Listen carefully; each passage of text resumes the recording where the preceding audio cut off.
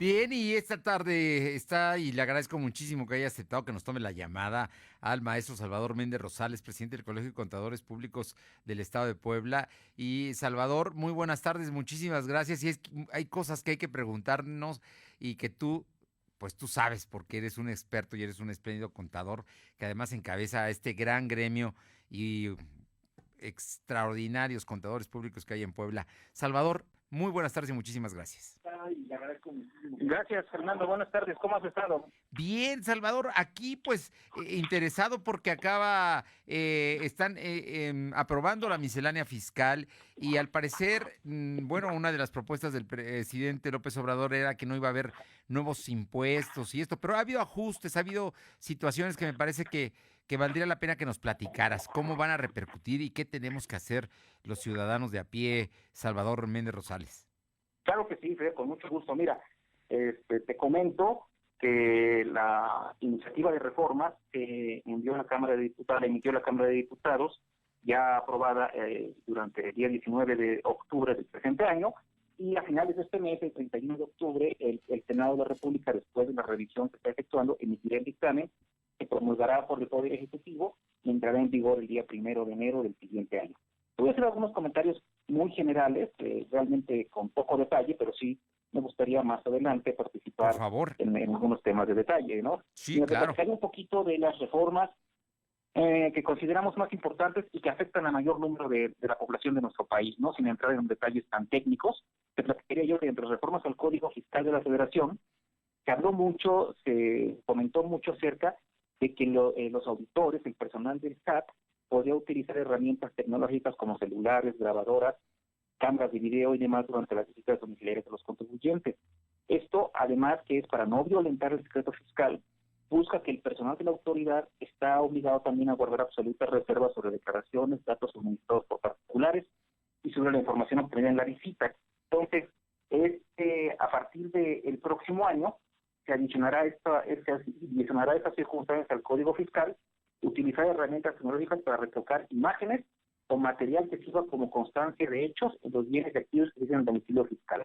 Obviamente, el SAT más adelante, a través de sus reglas de carácter general, publicará las reglas necesarias para regular estos supuestos.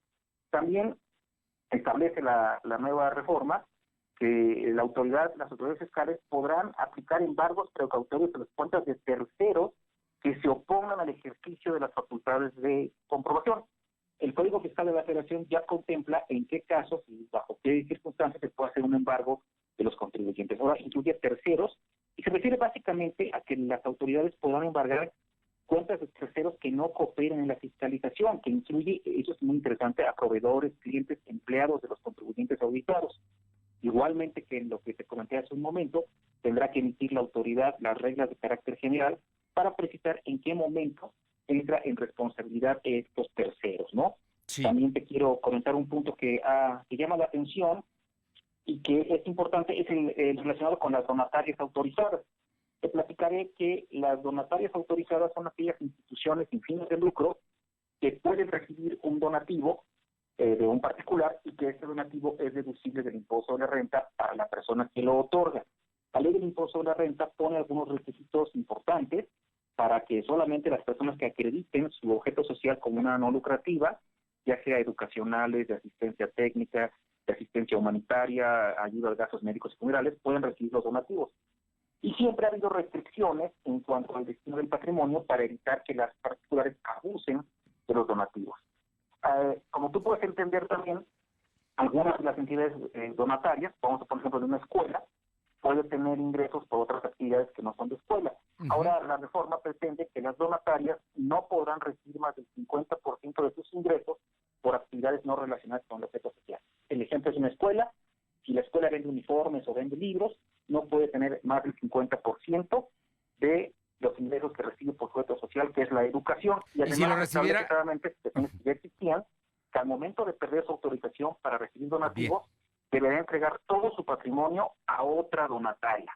Y también establece que a partir del 1 de julio de 2021, algunas empresas o personas morales con fines no lucrativos que no sean donatarias, es decir, que no cuenten con la autorización para recibir donativos, deberán tributar como otra persona normal, y son aquellas que se dedican a la investigación científica o tecnológica, que otorguen becas estudiantiles o actividades de investigación o preservación de la flora o fauna silvestre. Entonces, la autoridad no está creando nuevos impuestos, no está aumentando tasas, pero sí está poniendo algunos requisitos un poco más duros para el cumplimiento de las obligaciones y evitar que algunas personas morales gocen de algún beneficio fiscal que no debe hacerse tanto. También Oye, se comenta, sí, perdón. no, Salvador, lo que pasa es que esto que nos dices creo que vale mucho la pena subrayarlo. No Claro, son claro. nuevos impuestos, sino es Así es. simplemente un mayor rigor en el caso, por ejemplo, de las fundaciones o la gente que recibe donaciones y que entrega recibos precisamente para que puedan deducirse de impuestos, ¿no?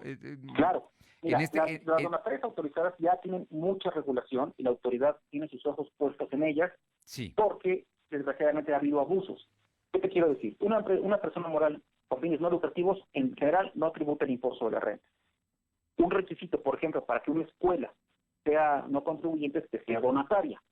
Para que tú seas donataria debes cumplir con requisitos básicamente de tu objeto social, destinar tu patrimonio a claro. los fines de la actividad, en caso de disolución destinar tu patrimonio remanente a otras donatarias y demás. Ahora ponen el candado también que no tengas ingresos mayores del 50%, es decir, si me pides una escuela, la renta de uniformes y de libros no puede ser igual que el 50% de las colegiaturas. Digo, Y está bien, por poner un ejemplo, hay universidades privadas o instituciones de educación privadas que son precisamente deducibles de impuestos, pero cobran ellos por otras acciones que no son precisamente la educación, ¿no? exactamente es eso. Entonces, como educativo, los ingresos que tú tengas están exentos del impuesto de la renta. Y con ciertas reglas tributas en el impuesto de la renta cuando excedas de ciertos montos, la venta, digamos, de libros, de uniformes, útiles escolares, no lo sé. Pero si excedes el 50%, entonces ya no te permite, ya no puedes continuar tributando en este régimen. Y creo que es Claro, bueno para evitar abusos. También te comentaré que por si las favor. personas morales con fines no lucrativos, por ejemplo, las escuelas, expiden un CFDI de donativo por un ingreso que no es donativo, pueden hasta perder su autorización para recibir donativos. Entonces son candados que pone la autoridad, no aumenta la base gravable, no aumenta el impuesto, pero sí pone los ojos sobre ciertos contribuyentes que podrían haber incurrido en algún abuso en el pasado. Es por eso también. También se No, ha comentado mucho de por favor. las llamadas plataformas digitales, ¿no? Sí, claro. Y bueno, desde el año anterior, el año pasado, ya entró en vigor de este año una retención para las empresas que se dedican a ese tipo de servicios, aplicaciones tecnológicas y plataformas. Y ahora también se modifica la ley para va a existir la sanción de bloquear temporalmente el acceso al servicio digital del prestador de servicios digitales cuando incumplan con la obligación de retener y enterar el impuesto de la renta a sus usuarios, que incurran en 3 meses consecutivos personas morales residentes en el extranjero sin establecimiento permanente en el país, así como entidades extranjeras. Y la sanción es independiente de cualquier otra que corresponda de conformidad por el Código Fiscal de la Federación. Así que efectivamente no vemos impuestos nuevos, no vemos aumentos en las tasas, de hecho en las plataformas digitales las tasas disminuyen un poco, pero sí vemos mayor control, vemos mayores facultades para las autoridades en las revisiones, vemos también que no se autorizaron la exención del IVA para artículos de higiene y en el caso de las gasolinas, el cambio principal consiste en que se utilizará una cuota fija sobre el contenido porcentual para calcular el IEPS, que va del 26.5 al 53%. Si quieres, eso lo comentamos después, porque Sí, claro. así es un poco complicado, ¿no? Y Vale la pena. Lo que pasa es que nosotros, para que nuestro público entienda, por cada litro de gasolina, un porcentaje es de impuestos, precisamente el IEPS, ¿no? así es. Entonces, El IEPS y aquí el IVA. hay un rango nuevo que se va a establecer precisamente pues para mantener este impuesto, ¿no? Que de alguna Claro, manera, y que no implica necesariamente un aumento en el precio del consumidor. no Pero también hay necesariamente, que por eso se mencionarlo, ¿no? juega con el rango, ¿no? Sí, exactamente. Para Es que decir, mantenga el litro va a variar, ingresos. pero como está variando normalmente, no va a haber un incremento directo en el precio que pagamos por el litro de combustible. Sí, no, simplemente es el porcentaje.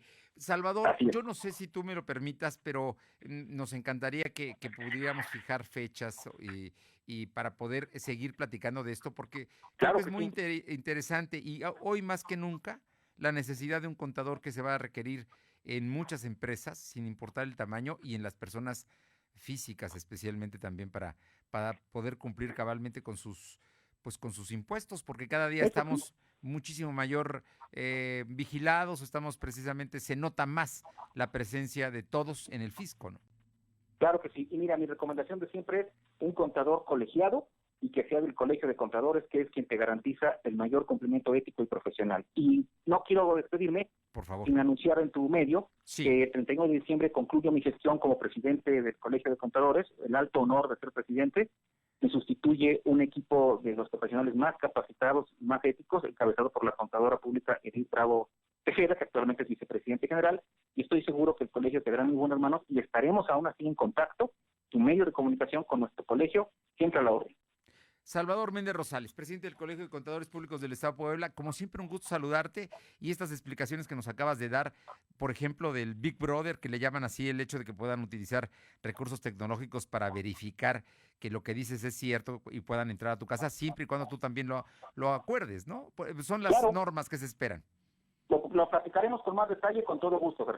Me parece que es muy, muy, muy importante. Pues Salvador, te mando un fuerte abrazo, un buen fin de semana. Igualmente, Fer, saludos y un abrazo como siempre. Gracias, muy buenas tardes. Es el contador Salvador Méndez Rosales, presidente del Colegio de Contadores Públicos del Estado de Puebla.